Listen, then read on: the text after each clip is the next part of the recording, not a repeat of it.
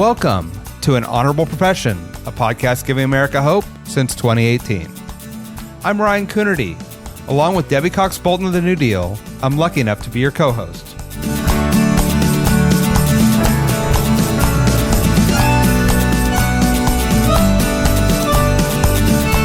An Honorable Profession is a New Deal Leaders podcast. The New Deal is an organization that supports the next generation of American leaders.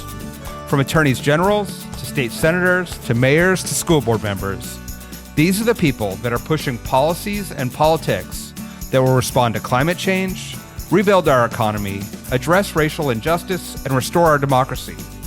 These are incredibly talented people who have dedicated themselves to public service when their country and their communities needed it the most. Check out newdealleaders.org to see what I'm talking about. Today, I talk with Wichita Mayor Brandon Whipple. He's been the subject of a kidnapping and murder plot, the target of an insane dark money attack, and managed his city through a pandemic. And he's only been in office for less than 2 years. We talk about all that, how he went from a troubled kid to a professor with a doctorate and mayor of a city far from his hometown. He's an impressive guy with the optimism and toughness necessary for leading in these crazy times. Enjoy.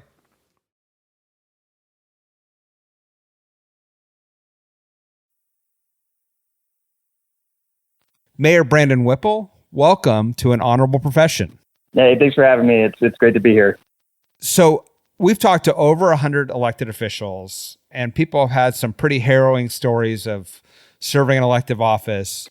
But I got to say, yours may be one of the most scary. Earlier this year, over essentially backlash over your mask mandate, you had a guy who threatened to kidnap and kill you and is now being prosecuted for it. Can you just talk a little bit about that experience? I think when we run for office, we expect a little rough and tumble politics. I don't think any of us expect ourselves or our families to be put in harm's way. Can you talk about that experience? Yeah.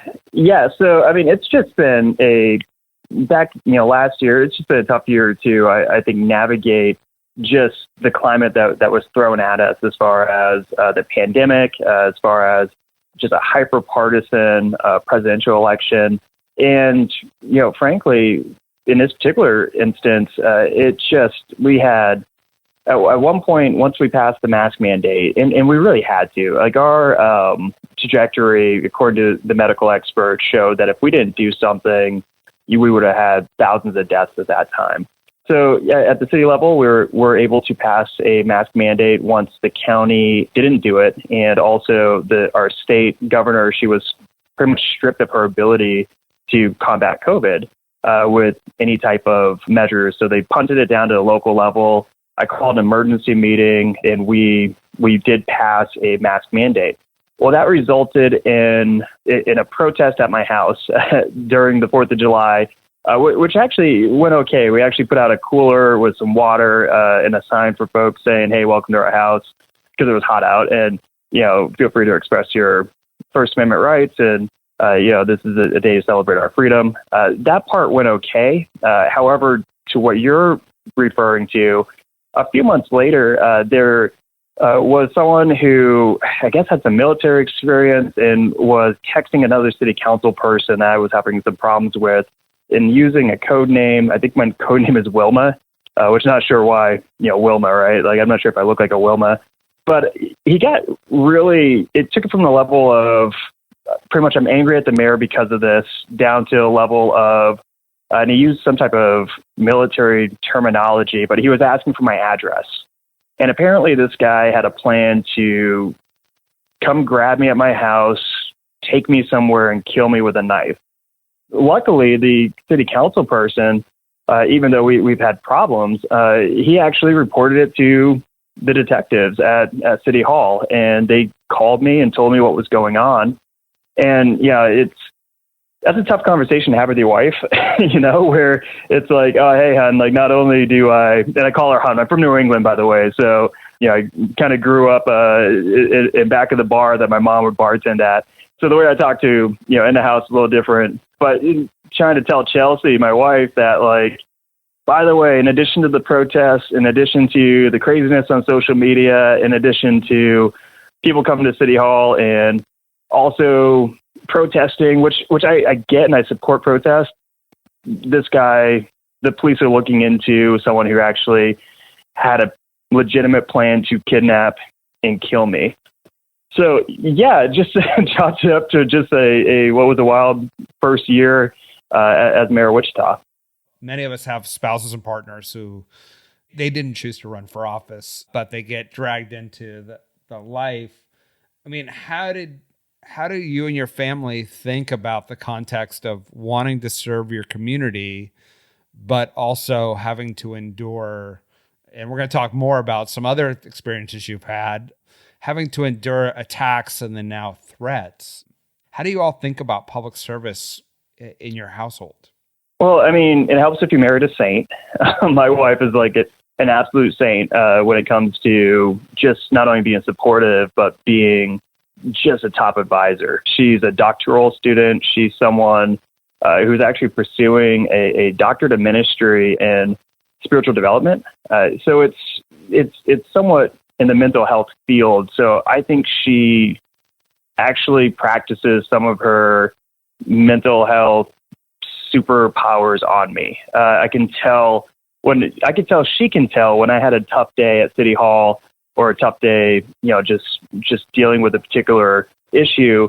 And she will kind of snap into that mode of asking questions and talking through it, which of course, for folks who work in mental health, a lot of the core benefit is talking through stuff.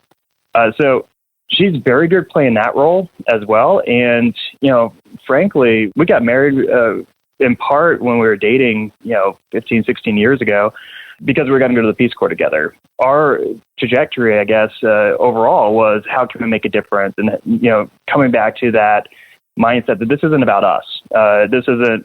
It's about what we can do to make a difference as far as the greater good. So we kind of stay grounded in that mindset where it's not, hey, are you enjoying this or am I enjoying this? More of the conversation is, are we making a difference? What can we be doing to kind of give back? And that's how, I think we share that same goal when we first started dating, 100 years ago. And that's still at the forefront is how do we create a Wichita or frankly, how do we create a world that's better for our kids than, it was when we were kids. So we're pretty grounded in what and we also make jokes. Like you got to use humor to get through it as well. We just have a kind of a quirky relationship when it comes to some of the craziness of public life. That's helpful. It'd be an interesting world if all politicians married mental health professionals. Right. maybe that's the solution. Maybe it's a way out of this. I mean, that's what we got to take the political science department or the legal college or whatever and put it right next to the counseling department, I guess. And then we could have that natural order of people pairing up to help them through this. I mean, frankly, some of our politicians in Washington, if you look at some of the craziness, if they had access to maybe some mental health or someone in the family who was looking after their mental health, maybe we'd have better representation. Who knows? Oh, now we got an idea. See if Wichita State will move some buildings around right. to test it out. Easy fix. So actually, let's talk about that journey. As you mentioned, you're from New Hampshire, but found your way to Wichita through AmeriCorps. Have you always been sort of called to serve? And where do you think that comes from? And tell us that journey. Oh, absolutely not. When I was younger, frankly, I think like a lot of young people, I really didn't have a lot of direction. I was considered a troubled kid, to be honest. And frankly, I had some learning disabilities early on in high school that I don't think, although I think my teachers cared, I don't think they really knew how to address it. And so I had a really good mentor. I was good at my sport. I competed in Olympic-style taekwondo and would go to the nationals every year and was actually pretty good at my sport. And my taekwondo coach, he was a master's student at Boston University in social work. And I think he was using some of his social work powers on me when I was a young, troubled kid who was trying to figure out what can I do, in this world without having, I guess, a really solid primary education. He was the one who talked me into trying college, going to college, taking those courses that got me caught up to everyone else and really pursuing that. And then while I was on that path, my first year of college, that's when 9/11 hit. And I think a lot of folks in my generation, after 9/11, started thinking about what can we do to give back? You know, you had this wave of patriotism, but also this idea of service.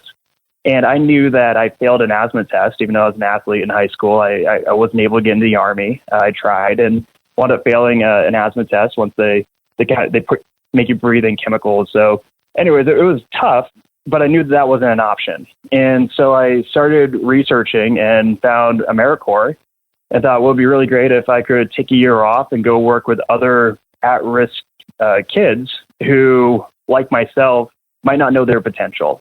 And I felt like I had an opportunity to pay it back for my taekwondo coach, for the people who took that extra time to believe in me back when, frankly, I didn't believe in myself, to pass that on, right? And so I came out here to Wichita. I had a terrible New England accent. My wife talks about jokingly about, you know, how we first met and what I was like. And I thought it would be a cool year to spend in the Midwest. And then, you know, fast forward, I wound up getting in-state tuition at Wichita State University when I tried to sign up to take an English class, I think. I didn't want to fall behind. They accepted all my credits for transfer. The in-state tuition was actually half the cost of any school in New Hampshire or New England, really. And it meant that, you know, the first-generation college student, meant that AmeriCorps grant that you get at the end would actually pay for my next 2 years. So I wound up staying and just falling in love with Wichita. It's truly a place that I think has a lot of opportunity for folks like me who are just starting out and looking for a opportunity to prove myself. Tell us about Wichita. Like if I'm, you know, finding myself now as a remote worker and I'm looking at places where I may be able to afford a house or find a community, what's your pitch for Wichita? Yeah, Wichita is just an incredible city. I think it's the 49th largest city now in the country. We have about 390,000 people. However, we also consider the region, you know, the outskirts, smaller towns, as part of our regional economy. That's a little over 500,000 people. Wichita, actually, the largest city in Kansas, it is known to be the air capital of the world. And what we mean by that is we have built more airplanes here coming out of Wichita than any city in the entire world has. However, if you kind of parry that skill set into advanced manufacturing, we also are just incredible when it comes to any type of complex advanced manufacturing. We have one of the highest or top three highest concentration of engineers. And then we also have just really great workforce when it comes to machinists and when it comes to skilled labor. So Wichita has that history of being the air capital of the world, but like moving forward, we are looking toward other opportunities to really cash in on or build upon, I guess, some of the historical precedents that the city has. So in addition to being the air capital and being really great at anything that has to do with advanced manufacturing, we're also home to, you know, some household name businesses like Pizza Hut or Papa John's or White Castle. These are businesses that actually got their start here in Wichita and then became international companies. So we have a really, I guess, historical precedence when it comes to entrepreneurship as well. We are pairing that entrepreneurial culture into the tech sector, you know, which really matches that culture. Where here in Wichita, if you go and you take a chance, right? Like you're trying to start a business and let's say you fail, like many businesses do. We have the culture that says, okay, we'll do it again. You know, go start another business, keep going. So we actually encourage that type of entrepreneurship, which fits really well into that tech sector. But when it comes to the cost of living, that's another interesting thing. I think you mentioned Wichita, and you mentioned houses as well. You know, my parents, growing up in New Hampshire, my mom was a waitress. My dad is a carpenter. The hardest working people I've ever met in my life. And frankly, they'll never own a house. We never owned a house growing up. They still rent. And here, because of the cost of property in New Hampshire, but also the amount of property taxes that folks would pay, has just kind of just made it so it's outside of their reach. And here in Wichita, the cost of living is to the point where I'm 39 years old, and we've bought our second house. It's one of those areas where that American dream, when it comes to being able to buy your own house, being able to afford to put your kids through college, being able to really, I guess, reach your potential or what your goal is in life, is actually achievable here, even if you didn't happen to be born in middle upper class conditions. So that's one of the things that I think, for me personally, I love most about Wichita. It felt like a place that I could meet my goals while, based on my own work ethic, and not so much on, if I had a trust fund or some big inheritance coming my way. So I have so many questions. I had no idea that those pizza companies in White Castle started in Wichita. Do you have any sense as to what allowed those companies to emerge out of Wichita and then gain international prominence? I just think that Wichita's always had this entrepreneurial culture. And, it's interesting to talk about, right? Because we take it for granted here. And again, it's the idea that if you start out a business, you will have folks who will invest and will help you grow the business. It's the concept of having people around who understand business in general, like as an actual practice, and also having a sense of, if you fail at this particular business here, then, what's your next idea? What's the next thing? Getting beyond failure is part of our culture here. Is, well, in some areas of the country, people are afraid to take risks because they are afraid to fail, and they wind up holding themselves back. Here in Wichita, we applaud risk takers. We want people to be successful, and we will give them, whatever conditions they need here to be successful. But if they're not, what's your next idea?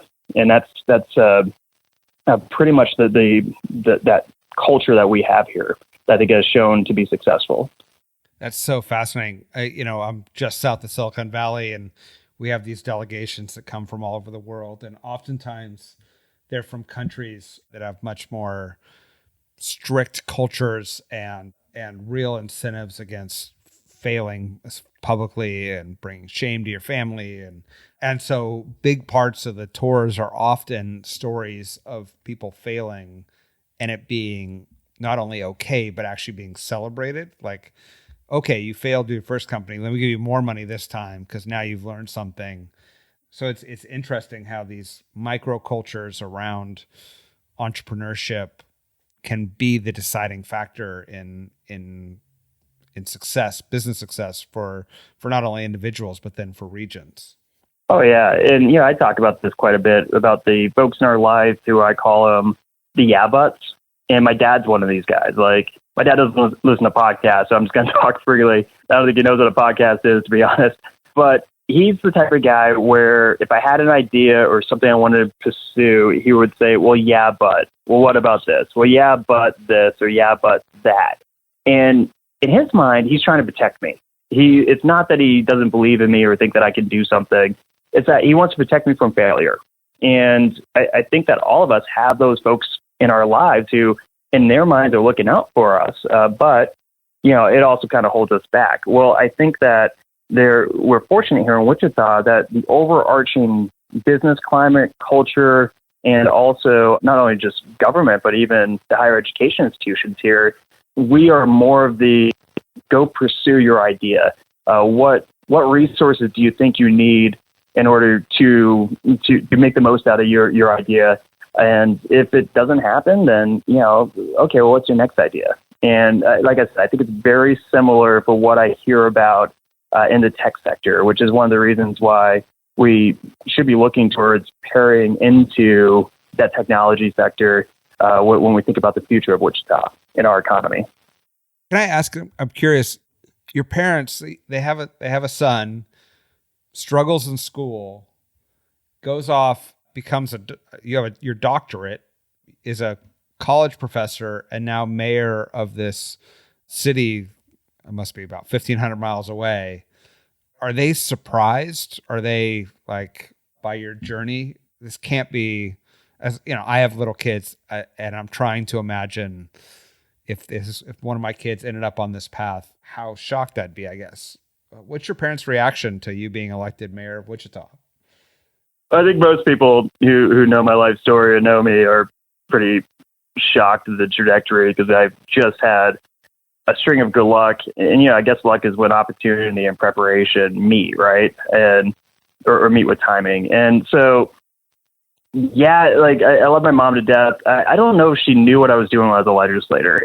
Like until the day when I actually resigned from the legislature to go become mayor, I did take my parents up to the Capitol, and I think they kind of got it. I mean, these are folks who don't think a lot about, like many folks, about government.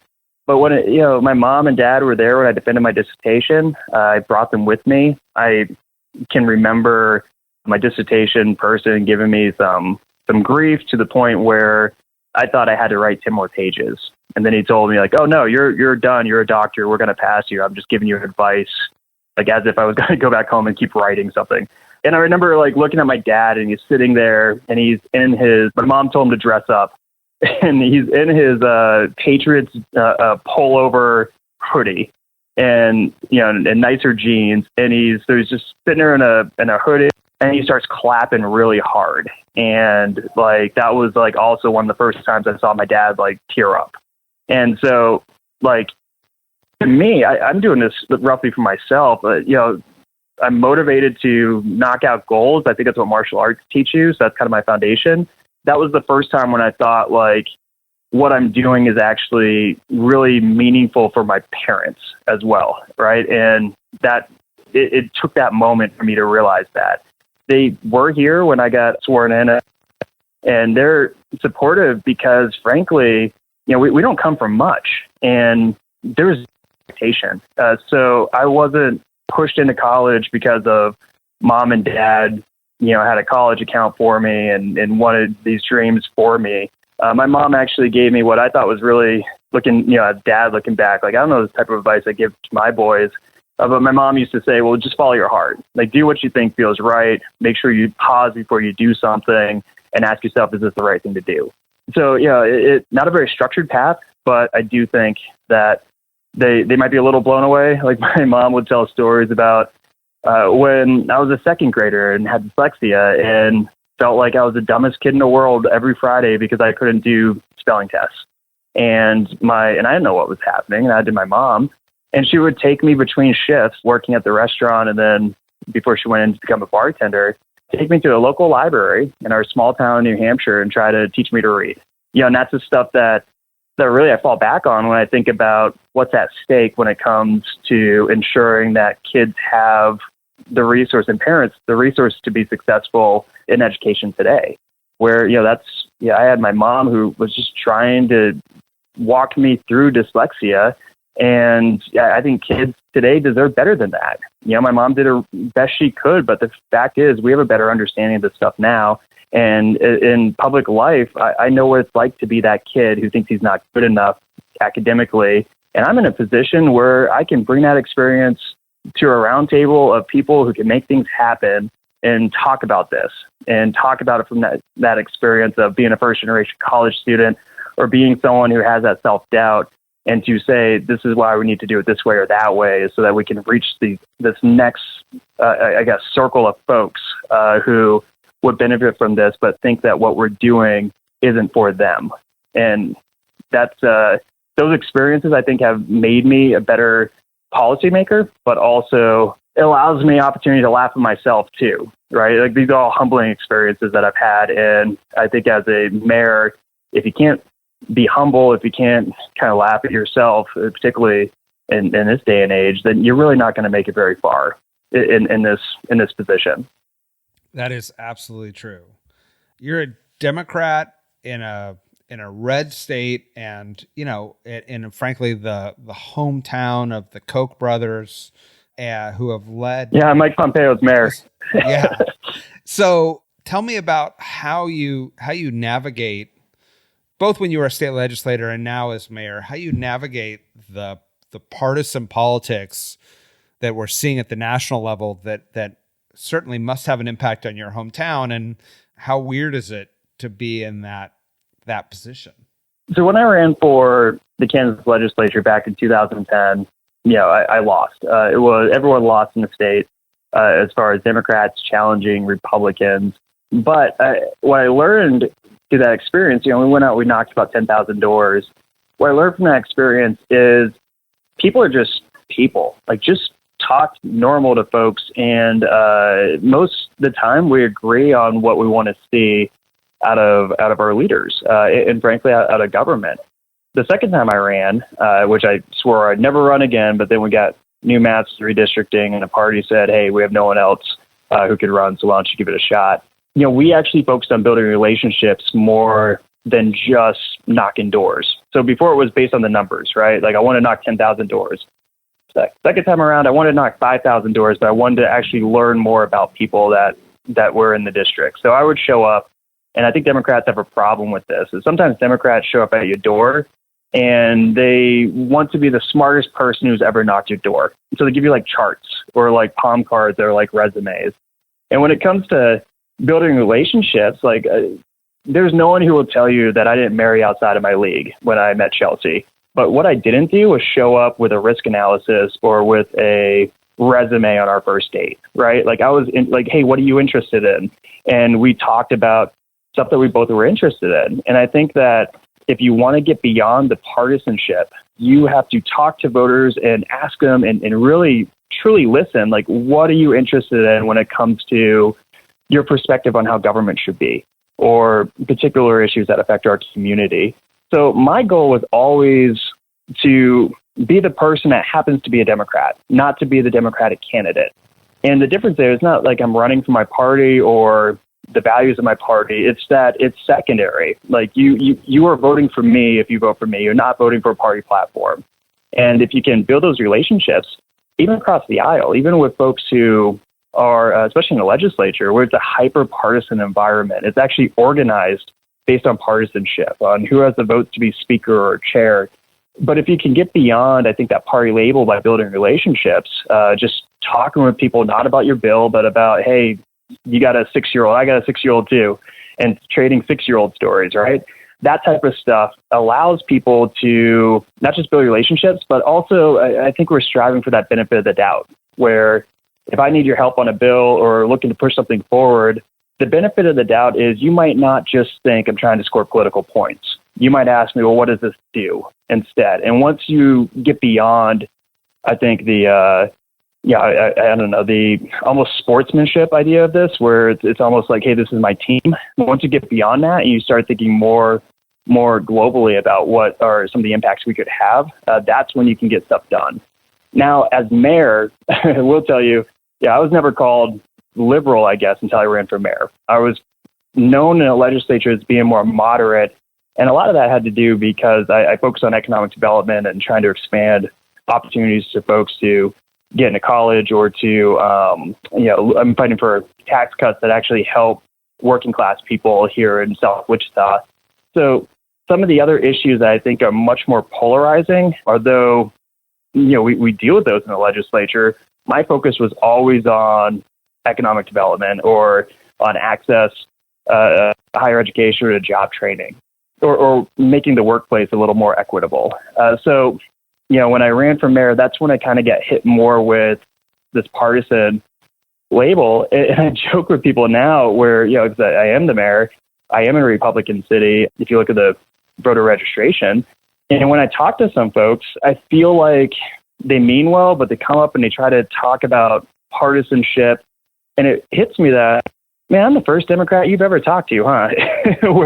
And so I'm like an ambassador to my party, I think, with some folks who I wound up, bumping into. And usually they're well-meaning, and they'll say stuff like, hey, you and I probably won't agree on much, but I like you because of this, or I like what you're doing.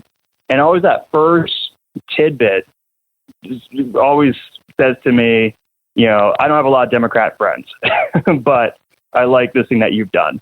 And frankly, we've been successful. We passed a non-discriminatory ordinance this year. We got that through. It was my council is 5 Republicans and 2 Democrats. And after, it had to have been like 2 months worth of I guess, craziness, we got that through, and I actually got all but one person to vote for it. So we can be forward thinking when it comes to policy, while not so much, I guess, riding that partisan label that's a shortcut for people to try to determine what your values are. It feels like, I don't know a lot about you, but I know you're a Democrat, so I think I know something about you. I'm trying to let people know more about who I am and my position and what I'm going to fight for and what I'm going to do, instead of having them rely, I guess, on the letter next to my name to make a determination on how I would govern.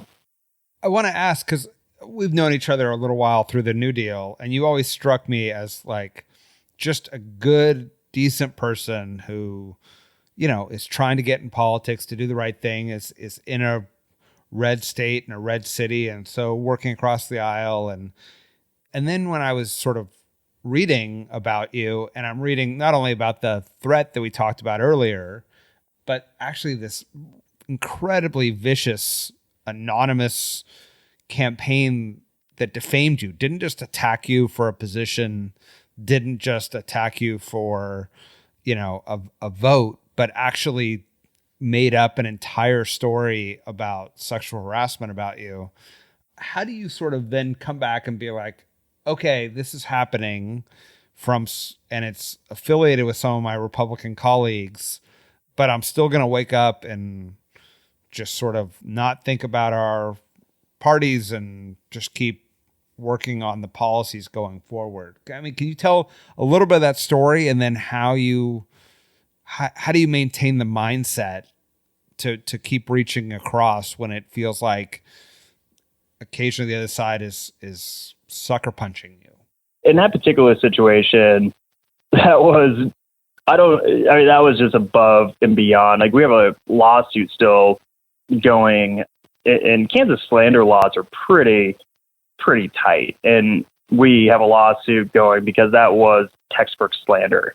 What they actually did is they hired actresses to actually tell a script from a Republican senator, a story of sexual harassment that was supposedly, or from a Republican senator in the state legislature before I was ever elected. And I was a Democratic House member, but this is before I got there.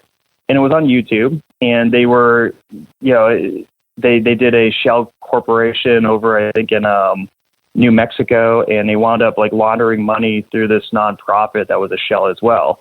And it really unraveled because there was just enough cracks in the wall, I guess, where we were able to, like the woman who was an actress came forward to her mother and said, "Hey, I think I was in that commercial. I thought they were doing a PSA on domestic violence." Well, mom knew someone who was in the same political circle, I guess, that I was, a former candidate, reached out to him. And frankly, like, that would have been a really, just unprecedented attack. And I remember thinking about, we and luckily the media was very good at connecting the dots as well. I just remember thinking a couple of things. First, we got to clear this up because I got 3 kids, and I don't want them Googling their last name and, seeing this story that was made up about me. But also, it gets back to just the fact that I'm not in this for myself. It's not about me. And sometimes you got to remind yourself that, like, this is not personal. It's not about me. This is service work. If I don't make the cut, if I don't win, I have an exit strategy. I'll go teach. My goal is to inspire that next generation to also go into public service. But it was tough because we got a lot of death threats during that time as well. And it's tough because, like, in that particular case, it did 2 things. It showed that we were winning, which is unheard of, by the way. We were outspent like 4-1. Like, this is an incumbent Republican mayor. I personally didn't think that we were going to make it as far as we did, but I knew that Wichita deserved a choice when it came to, who was going to lead the city. So I signed up and thought we were given that choice. But when it got so nasty and so dirty to this unprecedented level, it's a gut punch, but also, it's a reminder that it's not about me or my comfort zone. It's about moving Wichita forward. And we're lucky we got through that to the point where, we were able to kind of crack the code on who was behind it and what really happened. And the media out here, our newspaper, reported on it. And then when it started to unravel, like, as you mentioned, there were like 3 or 4 elected officials that were behind it. And just crazy to an extent, because like I know these guys. Like, these are folks that I've worked alongside, sponsored bills with, helped out, and to know that this whole time they hate me this much, I think was a bigger gut punch than what was being said. That all this time where we worked together, they were willing to not just beat me in an election, but to lie and try to destroy my last name and the last name of my sons. That was the worst part of it, right? But the good part moving forward is, is how it unraveled, and it's kind of a warning to folks, I guess, politically, that there's a bit of an honor system here. You don't hit someone like in martial arts. You hit someone as hard as they hit you. You fight fair. That was unfair, and because of that, none of those folks are still in office right now. I think that backfired on them because we had just enough room. You kind of think jiu-jitsu, right? Like, if you leave enough space, you might be able to get out the hold or reverse it. And it was just enough room where, the media was able to crack the case and expose this really awful situation. I'm glad that political karma has come back around. I still hope you win your lawsuit, because I think there has to be sanctions for that kind of impact, as you said, that not only impacts you, but it impacts your kids, and it impacts the voters and their right to have truthful information given to them as they're trying to make a decision in a democracy. Well, and in addition, I mean, I get, like, I'll slam on politicians just like the next person, right? Like, I get, like, politicians aren't looked at the greatest. If we want good people to run for office, if we want the type of people to run for office who have opportunities to do other things, you can't have stuff like this happening. You got to fight fair. You got to have the rules laid out on what's acceptable and what isn't, because not only in individual situations do you see this type of stuff that, it's just, it's looked at it as just over the top, but also you start to limit the pool of people who want to run for office, because to them, that type of negativity is just not worth it. So that was the other part about this, is that, I want to encourage that free market of ideas. Like, if we take free market principles and we overlap it with what we do in the public sector, our free market product is our ideas. And I want to be in a space where I have an idea and I go out and I think and if someone else has a better idea to get to the goal that we want to achieve, then beat me. Then do it. Like, okay, if your idea is better than mine, I will do a 180 and I will back your idea. And that's what we want. We want the type of people running for office that once they're there, they bring the best and brightest ideas to the front, so that through debate, the best ones rise to the top and become policy. And we're not going to get that if we don't, I guess, clean up how we discuss issues and kind of clean up some of this campaign stuff that result in good people not running for office. Give me a couple of those ideas that you're excited about that you're working on for your city. We're actually the first city in Kansas or any level of government to set up it's an application process to access ARPA funds. So what we are doing is we put about $5 million into 3 different pots for affordable housing, for job training, and then also in small business growth and entrepreneurship. And so some of the stuff that I'm doing is to figure out who's working in these spaces that would do a better job than we are as far as elected officials. So going out to different communities and trying to talk about, in the beginning of the year, we're going to have these applications open up and try to talk people through how they could fit into these boxes, so they themselves can not only do the work that I think that, cities want to see happen, but also as nonprofits or professional organizations, we can keep them strong while the economy is recovering from the pandemic. So some of the stuff we're doing, it focuses on those areas, but also, just there's other like smaller things that we can be doing, such as, I'm working with the Women's Empowerment Organization, or the WE, and asking, they've come and said, if you do this or that, it's going to make a better environment for women to get involved in board appointments. And I've pretty much given them a free free run at it where just tell me what to do. Like, you guys are the experts. And so we have been able to, take away on our applications to work for the city just to knock out the section where it asks about your past salary. Because I don't care what you made in the past. Like, if you have the skill set to be in this position, then that skill set should determine your salary.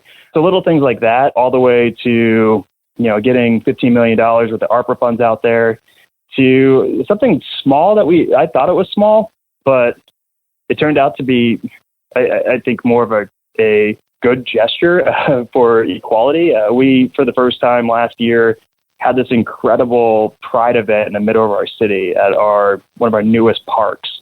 And I remember talking to a young man during this time, during Pride Month, and it was a concert. We had all folks who were performing who are members of the local LGBTQ community, just to show off this community and the talent. And I remember this young guy, he's probably like 25. He told me he's been coming to these Pride events since his early 20s, and that they always seemed like they're hidden in a corner somewhere, or they were at like a different park or someplace that was kind of out of the way.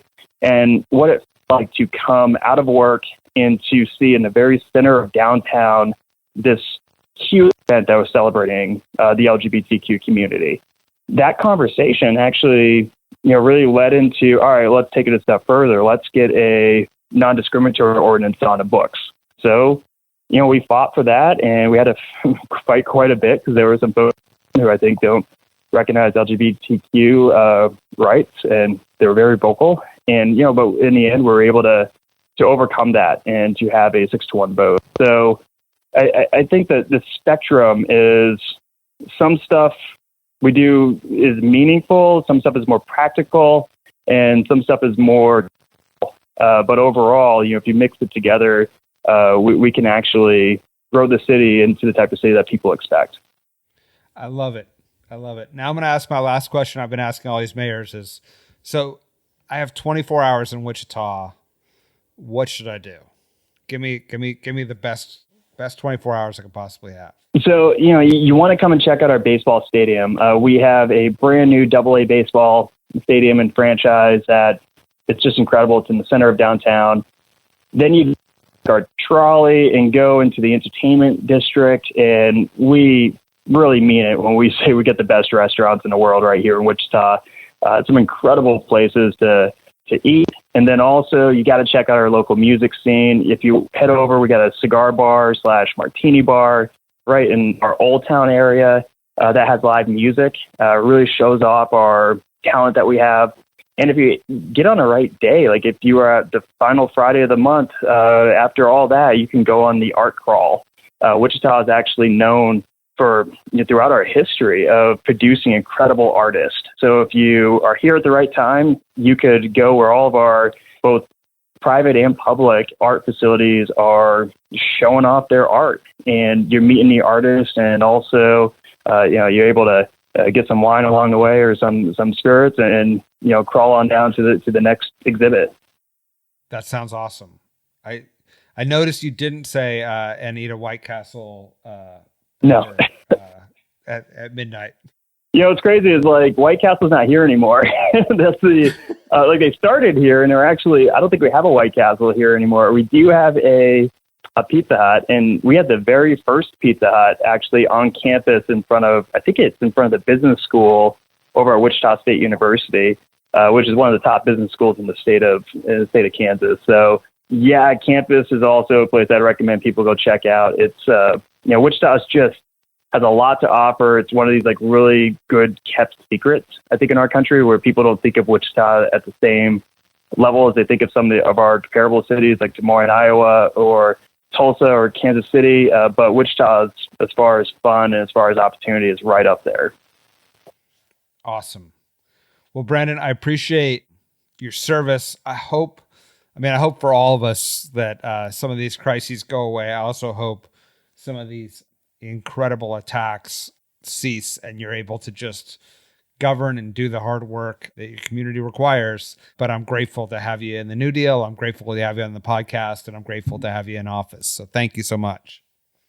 Of course. And I'm just thankful to everything that the New Deal does and that you do to bring folks, elected people together to share some of these war stories and let us know that, we're all have the same goal in mind to make our communities better. But there's some bumps along that road that we're able to chat through. So I appreciate everything NewDEAL is doing and being on this podcast.